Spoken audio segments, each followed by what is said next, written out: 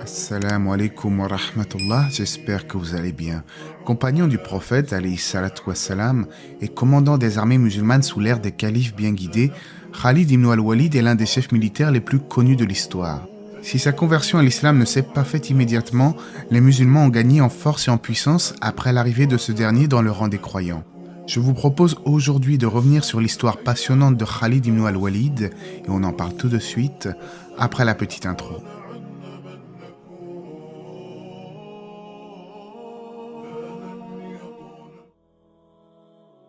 Khalid ibn Walid est né à la Mecque 25 ans avant l'hégire. Surnommé Abu Sulaiman, il est issu du clan des Banu Makhzoum, un des clans les plus influents de la Mecque. Son père, Al-Walid ibn al-Mughira, est un homme fort aisé et est connu pour être le meilleur poète de la région. Il assure à son fils Khalid une éducation dans les armes dès son plus jeune âge. De ce fait, Khalid ibn Walid n'est pas encore adulte qu'il sait d'ores et déjà monter à cheval, tirer à l'arc, manier le sabre et sait même confondre à la lutte tous ses opposants. Après la révélation divine descendue au prophète Mohammed, sallallahu alayhi wa sallam, Khalid avait commencé par combattre l'islam avant de se convertir, comme la plupart de ses concitoyens. C'était lui d'ailleurs qui fut à l'origine de la défaite des musulmans à Uhud, qui, pour rappel, ayant désobéi à l'ordre du prophète, s'étaient écartés de leur position initiale à la recherche du butin. Khalid avait alors profité de l'abandon du poste des archers musulmans afin de prendre les musulmans à revers. Cavalier émérite, stratège hors pair, il pouvait à lui seul faire la différence au cours d'une bataille. Malgré son hostilité apparente aux musulmans, de prime abord, il semble que cela était plus dû à une sorte de solidarité envers ses concitoyens que par haine et opposition dogmatique vis-à-vis de l'islam. On ne lui connaissait d'ailleurs pas d'opposition systématique à l'islam, de même qu'un fanatisme virulent pour le paganisme de Quraysh.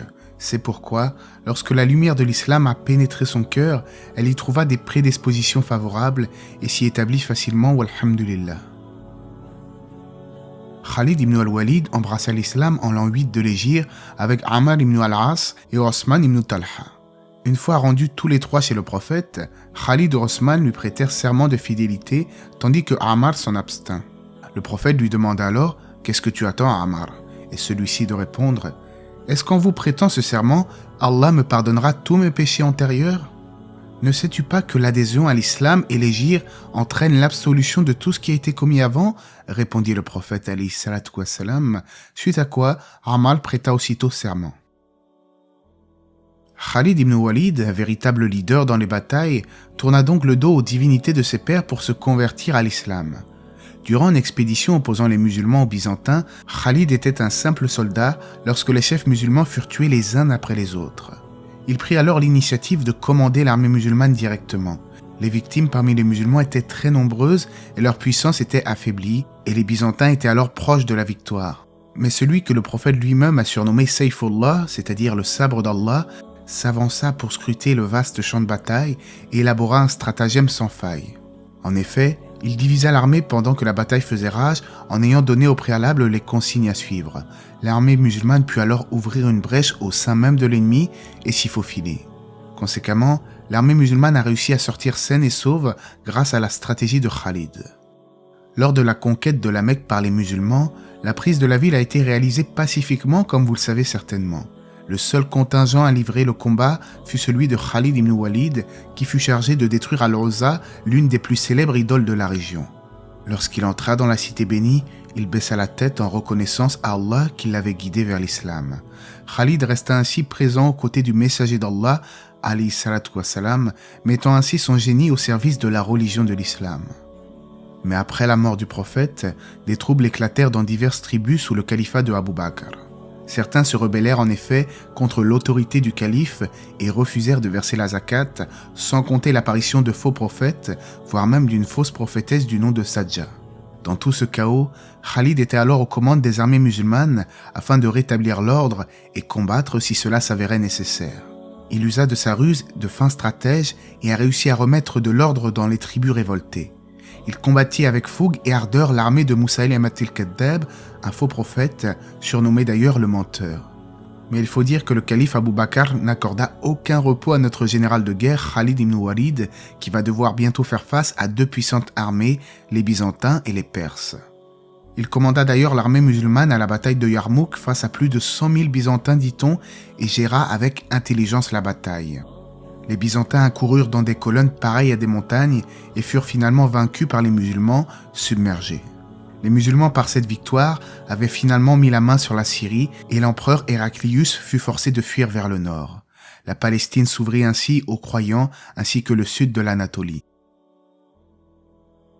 Khalid ibn Walid était fidèle et sincère. Il lui était égal d'être un commandant ou un simple soldat. Le commandement est comme le métier de soldat. Tous les deux sont un moyen par lequel on accomplit son devoir envers Allah. Il était un homme de guerre depuis son berceau jusqu'à sa tombe, car son environnement, son éducation et même toute sa vie, avant et après l'islam, étaient reliés au champ de bataille. Néanmoins, il utilisait sa force physique et ses prouesses tactiques afin de combattre pour ce qu'il considérait être une cause juste, la cause de l'islam et des musulmans. À cet effet, il s'acharna lors de la conquête de la Mecque à détruire les idoles païennes. Après le califat de Abu Bakr viendra alors celui de Omar ibn al-Khattab, et même s'il faut dire que les relations entre Khalid ibn Walid et Omar étaient parfois empreintes de quelques tensions, Omar ne tarissait pas d'éloges à son sujet. On rapporte même qu'il a dit de lui à sa mort: « Qu'Allah te fasse miséricorde, ô Abu Sulaiman, tu trouveras auprès d'Allah mieux qu'il y a dans le bas monde. Tu as vécu loué et tu es mort heureux », avant d'ajouter: « La mort de Khalid a créé un vide dans l'islam qui ne peut être comblé. » Le drame de la vie de Khalid fut qu'il soit mort dans son lit. En effet, à l'instant de sa mort, il confia un secret qu'il convoitait depuis qu'il a embrassé l'islam. Durant sa vie de militant pour la cause musulmane, il désira ardemment être tué en combattant dans le sentier d'Allah. Il dit d'ailleurs qu'il a assisté à tant de combats et qu'il n'y a pas une place dans son corps qui n'ait reçu un coup d'épée ou de lance ou même de flèche, et le voilà mourir sur son lit à l'image d'un chameau. Mais bon, il accepta son décret, et en attendant sa mort avec résignation, il dicta son testament dans lequel il léguait son cheval et ses armes à Omar, ses principaux biens. Il était désintéressé par les choses de ce bas monde. Son seul but consistait toujours à mourir en martyr ou à remporter la victoire sur les ennemis de l'islam. Grâce à lui, les musulmans avaient enfin pu mettre fin au mouvement des renégats, battu les Perses en Irak et les Byzantins en Syrie, et il fut porté de son domicile par ses compagnons. Tel fut Khalid ibn al-Walid, un guerrier invaincu après plus d'une quarantaine de batailles disputées et qui est aujourd'hui connu comme l'un des plus grands chefs militaires de l'histoire. Allah sait mieux, j'espère que cette vidéo vous aura été profitable. N'hésitez pas à vous abonner. Que la paix et les bénédictions d'Allah soient sur le prophète, sa famille et ses compagnons.